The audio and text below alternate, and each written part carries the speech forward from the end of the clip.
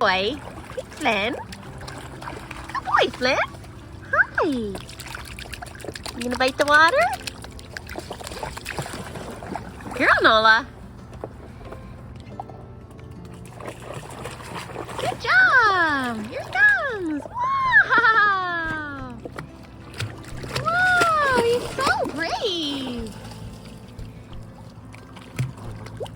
Yay, Flynn. Wow. Good job! What a super boy!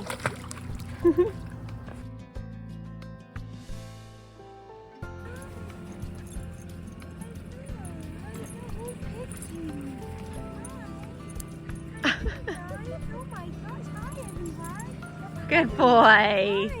Oh, thank you. I know. Hi, everyone.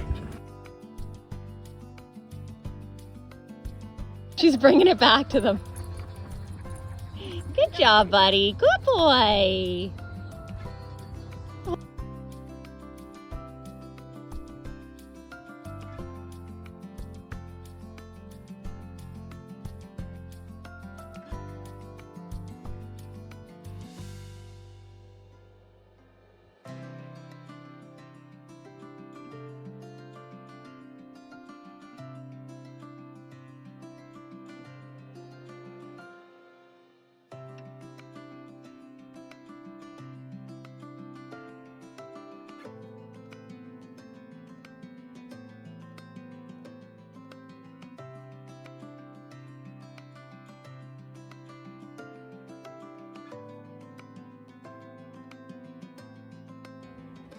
Sit.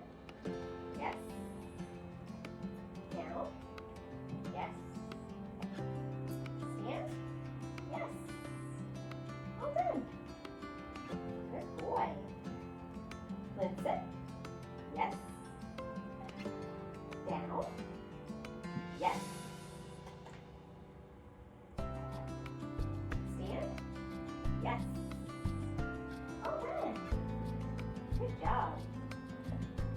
Linda, 1, 2, 3, 4, 5, 6, 7, 8, 9, 10. Yes, Steve.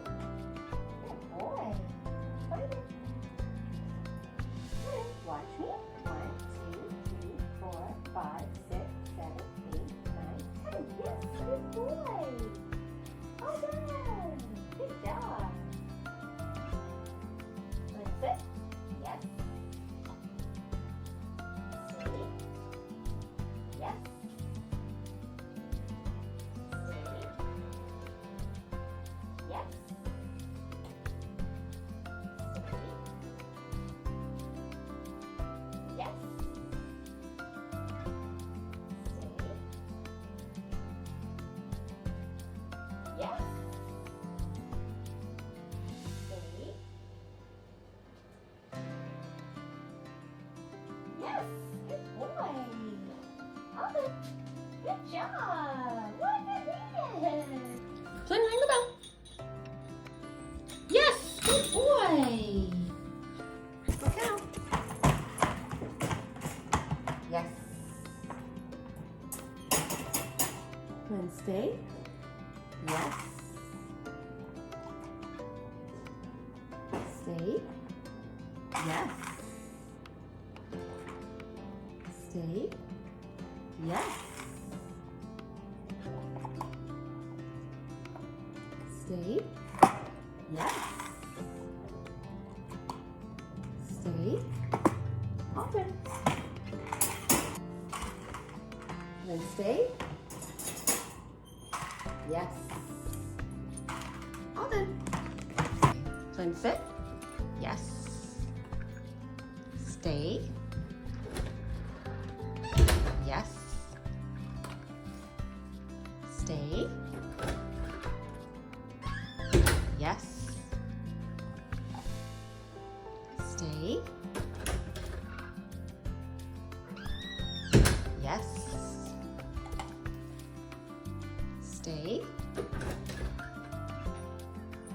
Yes, good boy. All done.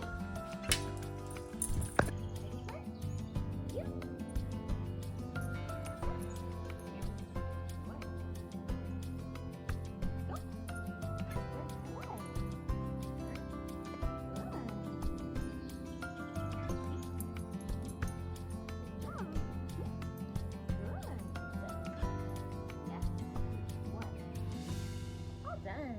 Good job.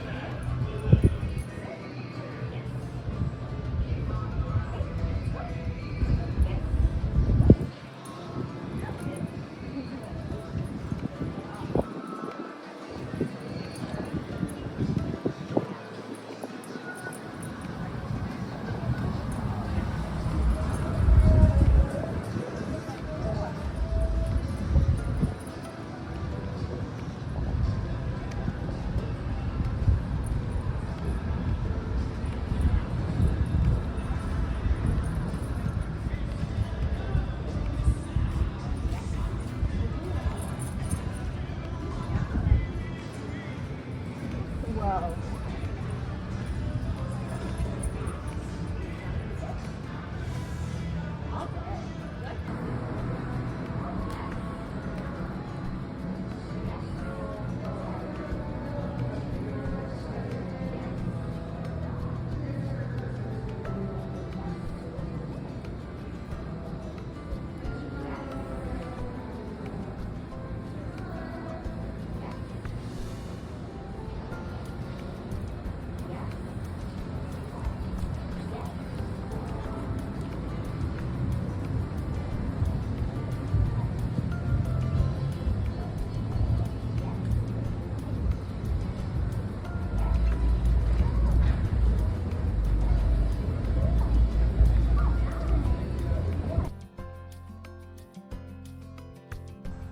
We're going to show you how Flynn does for off-leash hikes. Ready, Flynn? Let's go. Good boy. So I always start out with a high rate of reinforcement, rewarding them every time they check in. And then as I see that they're checking in and they're staying nice and close, I can start to lower that rate of reinforcement reward less often. What I want to do is try to find the sweet spot between rewarding enough so that he will check in here and there, but not so much that he never leaves my side. So I do want him going off and sniffing, exploring here and there like he just did, but then here and there he should be checking in for a treat to let me know he's still working with me. As for feeding the treats, it's important to remember that we don't just want to go from giving lots of treats to just stopping altogether and expecting them to keep offering the behavior forever once we've stopped rewarding it. What we have to do is play around with the variable rate of reinforcement, so switch up how often we give the treats, and we can also start to switch up what we give as reinforcement. So I'm going to start to switch it up with affection and praise sometimes, good boy, and then other times give him a treat, because I want to acknowledge him when he does offer the behavior, even if I'm not going to give treats every time. If I do start to just ignore it and I don't give him anything at all, he's going to start to give up on it because he's learning it doesn't work anymore. We don't keep going to work once we don't get paid, right? And our dogs are the same. When we want to maintain a behavior, there has to be enough reinforcement. It has to be somehow worth doing so they will continue to do it. Now, sometimes we do purposely ignore behavior. So if there is a behavior that we want to fade, we might walk away on purpose or ignore the behavior. As long as there isn't a way for them to self-reward in the environment, they will eventually give up on that behavior.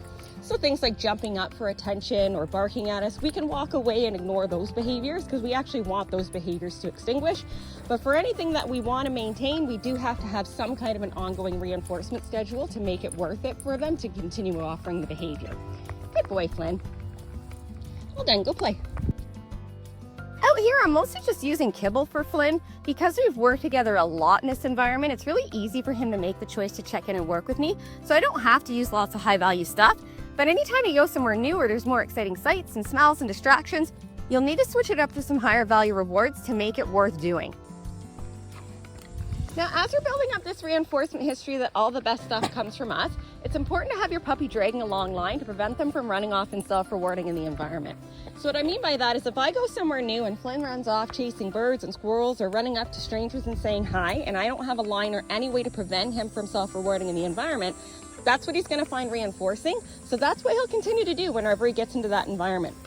If I start him out on a long line to prevent his access to those competing reinforcers while I jackpot him for good leave-its and recalls and checking in regularly, until he's always reliably doing those behaviors, then I can think about fading that long line as I get success. But anytime it seems like he's testing the rules, go back to using that long line more, go back to building up more reinforcement history for doing the stuff that you want him to do until he's more reliable. And keep in mind, he is still a baby. He's still gonna go through a lot of stages where he's testing the rules. So I'm gonna recommend that you do use that long line in new places for a long time until it seems like he's super reliable, and then you can think about fading that long line once you're getting success. Good boy, Flynn, all done, go play.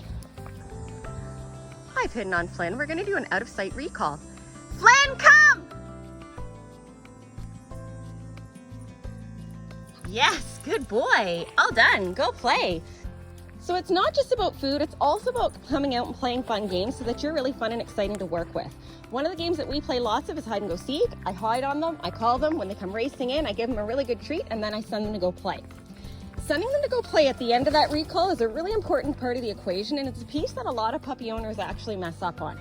So what I often see people doing is using the word come before they leave fun places, and then the dogs clue in that the fun's gonna end, and they start to resist coming when called because they don't want the fun to stop. So what we have to do to prevent having that happen is do lots of recalls that we can back up with a go play, so they're learning that the recall is just part of the game. And then anytime it actually is time to leave somewhere fun, what I would do is call them and leash them, give them a good treat, say go play, and let them play for a few more minutes and forget about that recall where they're dragging their leash. Then after they forgot they did that recall, we can pick up that leash and say let's go, or some other cue that is not our recall cue, to take them away from the fun place. Along the same lines, don't use the word come to do anything you think your puppy might not like. So I don't use the word come to put them in the bath or to do their nails. And I also don't use the word come to try to get them to do anything they seem uncertain about. So if they seem nervous about going through a doorway or across a certain surface, it can be tempting to try to use the word come to encourage them to do it, but then we risk making the association that we call them to do stuff that's scary. We want the association with that word to be like hearing the music of the ice cream truck, where it always predicts a special treat. They don't even second guess it, and they always come racing in. And then we give them that treat and say go play, and the fun keeps going. Flynn's headed up ahead there. I'm going to change directions and let him know whether this way cue. Flynn, this way!